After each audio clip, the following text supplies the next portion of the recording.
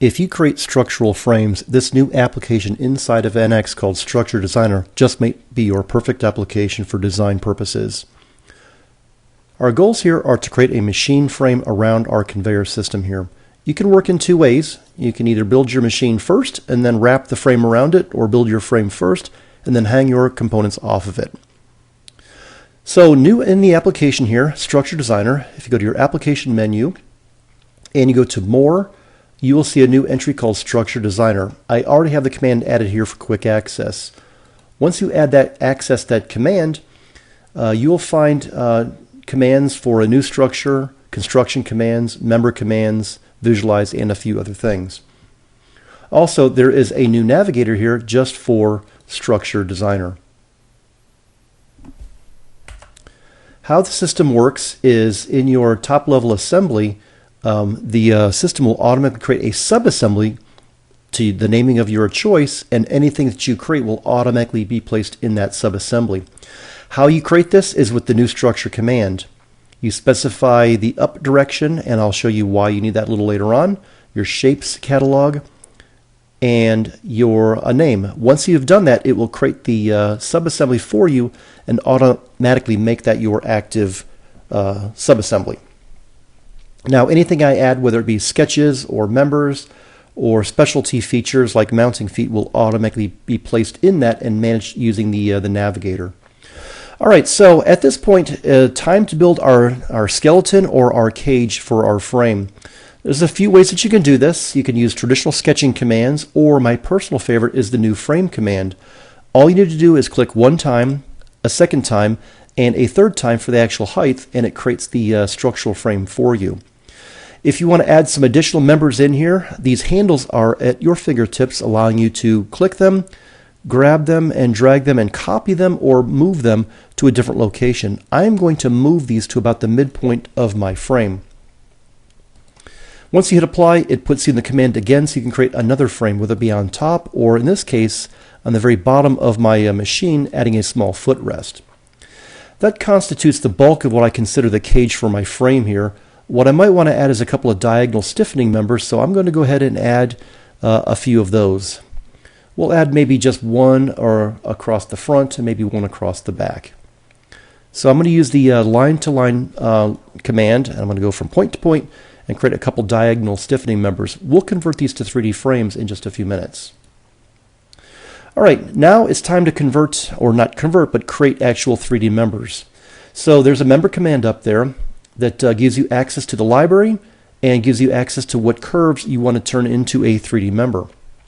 Our library is pretty rich. If I start at the top, go from angle equal, we have most things in steel and aluminum. We have different standards, whether it's DIN, EN, or ANSI if you're working in an English type template. Different grades of steel and tons of sizes for each one of our members. We also have unangle equal, channel, and as I drill down the list here, you can see that not only are we giving you a wide variety, but we're actually parameterizing these models. If you're not sure what the parameters are, just look at the icon and then look at the table of dimensions to see exactly what maps to what. Let's create a machine out of square tubing, and maybe around 60 by 4, and I'm going to simply pick the entire frame 2, and we'll convert all of those members or those sketch elements to a frame member for me. Now, as it's creating these unique members and adding them to my tree, the system is smart enough to know what side to add the material to. I have a rule set up that says always add the material to the inside, and the uppermost members, I want you to miter those and butt everything else. Hence why we needed the up direction. Now we have some very intelligent system that can kind of infer what you want based on some known geometric conditions. Now we put a miter at the top and we butted everything else. If you don't like that, I will show you how to change that in just a few minutes. Let's add some more members to the very bottom. Let's add some angle equal to the very bottom. So I'm going to simply pick the sketch. And first thing first is it's not the right size. So let's go ahead and change that size to something else, like maybe, I don't know, 45 by 3. And if you want to change the orientation, we have these handy flip buttons to flip about the X, flip about the Y, and even select an alternate origin if you want to snap various points to your the actual sketch itself. I'll put this right in the center, and that's probably going to be good enough, and we'll go ahead and pick more sketch elements.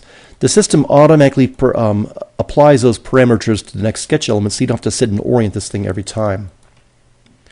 All right, last but not least, these diagonal stiffening bars. Let's go ahead and create maybe some round tubing for those. And I'm going to pick just some odd size here. I'm not going to really worry about the size at this point. Even if things are at an angle, we're automatically going to butt them and trim them off according to the adjacent geometry. All right, I think that's a pretty good start on our machine here. If you don't like these corners, like I said earlier, there's a couple things you can do. You can double-click the corner itself, and it allows you to edit that corner, or there is an edit corner at the very top that you can make changes as well. So what's listed in red is what you can control. You can change this to a miter or a butt or a cope, and we'll automatically butt everything else. If you want to reconfigure what gets butted to what, just simply pick that and move that up or down in the list to get a very, very different look and feel of your actual corner itself. So virtually anything that you want to create, you can control with this handy dialog. I think we're going to leave this to a butt. I kind of like that joint, and we'll continue on with the design process. So if we take a quick look at our navigator here, we've got all of these discrete members, and we have all of these corner types that are on here. And notice how we have the handy highlight that shows the exact child and parent relationship on what is managing what or what is controlling what. The members are a flat list, but if you want to sort of pack them, just pack them. And we will take any geometrically identical member and combine it together. Now, it is still a unique member on disk, but at least you can get an at-a-glance magnitude of the complexity of your design from the navigator. Also, if you want to see what members are what, there is a handy visual stock report that can be run that shows in color all of the tubes, all the round tubes, all the angle iron, and so on and so forth. Nice, fast way of seeing what your model is being made of. All right, I don't like that open cap there, so let's cap it off. We have a special command for that called the end cap. You can either place material inside or outside, and outside you have the option to preserve the overall length, so we'll actually trim the member back. And we will add a chamfer of about maybe 7 millimeters, and we'll simply pick that face, and the system will do the rest. And I'm going to hit the OK button.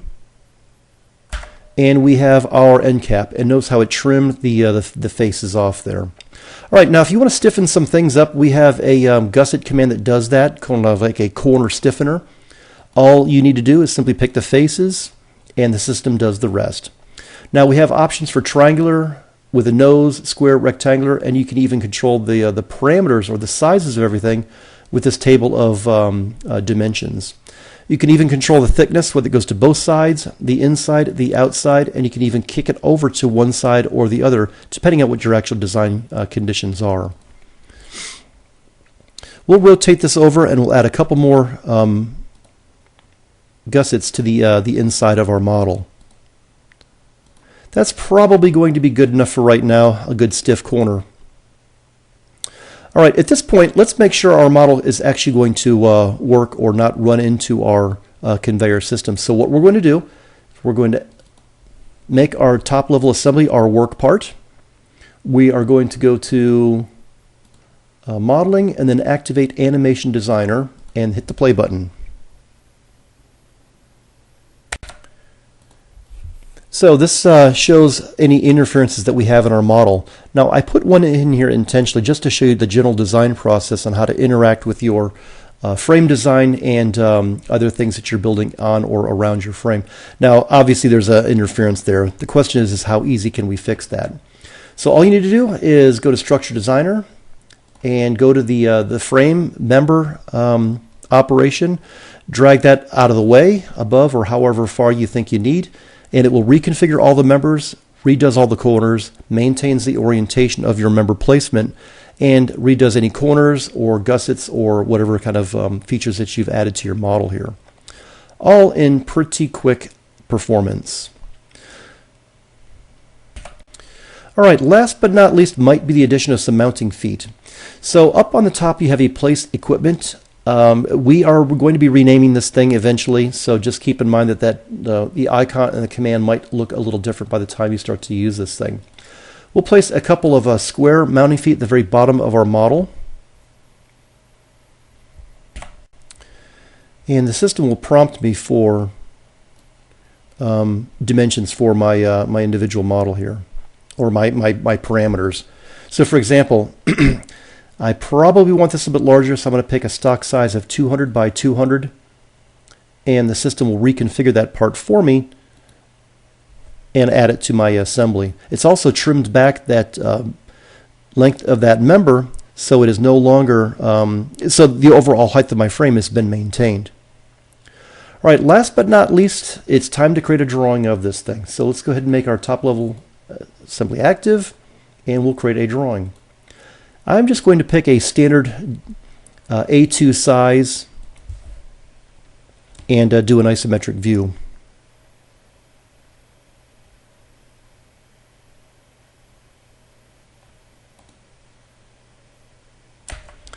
I'll change my scale to 1 to 10, and let's go for a trimetric view. And we'll place this somewhere on our convenience on our sheet. Now that our view is placed, let's add a parts list. I already have my parts list customized. It includes a cut length option, and you can see from the dialog or the table that as I highlight something, it shows you not only the member, but actually shows you the true cut length as well in millimeters. If you make frames, check out Structure Designer. Thanks for watching.